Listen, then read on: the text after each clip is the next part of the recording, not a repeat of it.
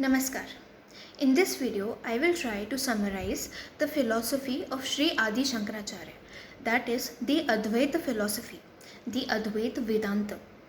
Advait means non-dual because Dvait means duality and Vedanta means the end of Vedas.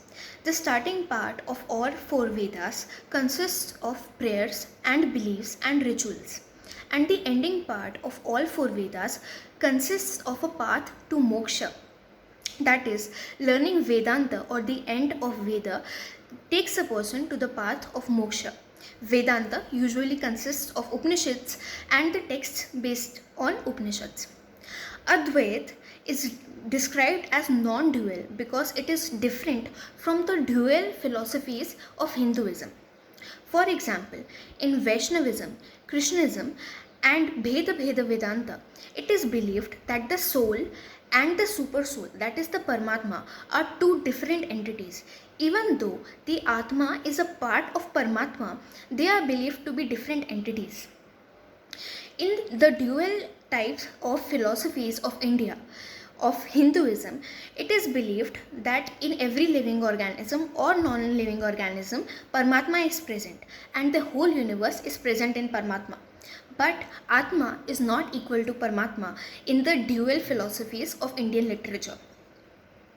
In Advaita philosophy, in Advaita Vedanta, since it is non-dual, it means that it considers Atma is equals to Brahman or Paramatma.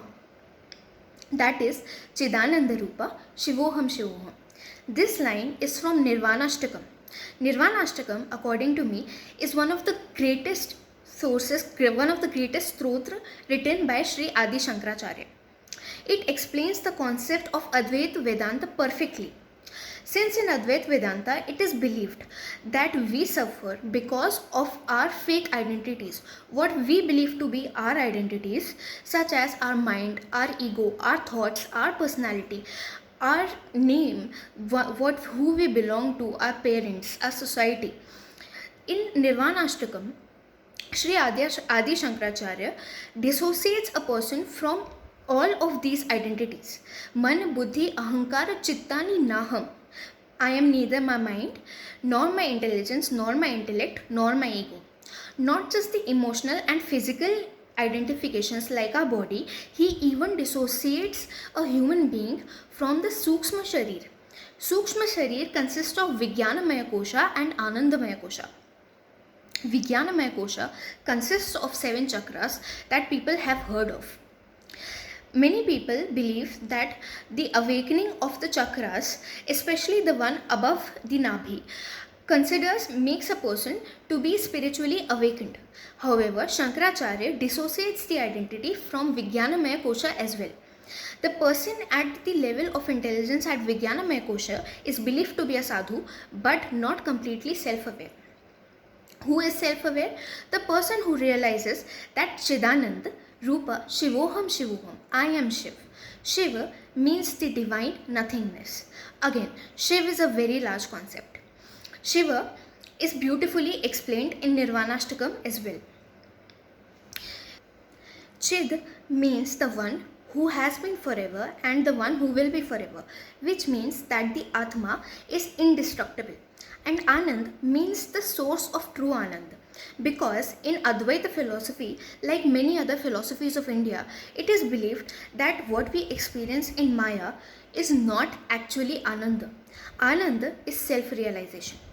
So in Advaita philosophy, the way to moksha is considered as Atma Gyan.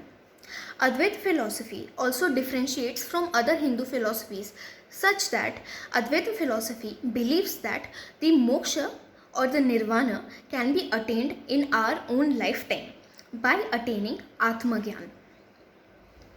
Although Adi Shankaracharya is the greatest preacher of Advaita philosophy, he is not the establisher. This credit goes to Yagnavalkya, a 7th or 8th century BCE philosopher and sadhu.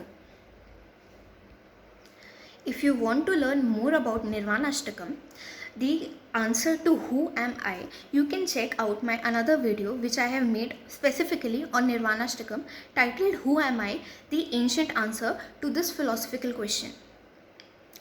Please note that in my video in Nirvanashtakam, the answer to Chidananda Rupa, Shivoham Shivoham, the translation to this I have given is of Vaishnava philosophy. Now that you have understood a little bit about Advaita philosophy, you can understand that from that point of view as well. If you like my attempt in uncovering the secrets of our ancient texts, of bringing the knowledge of our long lost traditions and culture and ancient Sanskrit text, please consider subscribing to my channel and sharing my video. This was an introduction to Advaita philosophy or Advaita Vedanta. I will be making further videos on this topic as well as several other ancient Sanskrit Shastra. Jai Shri Ram.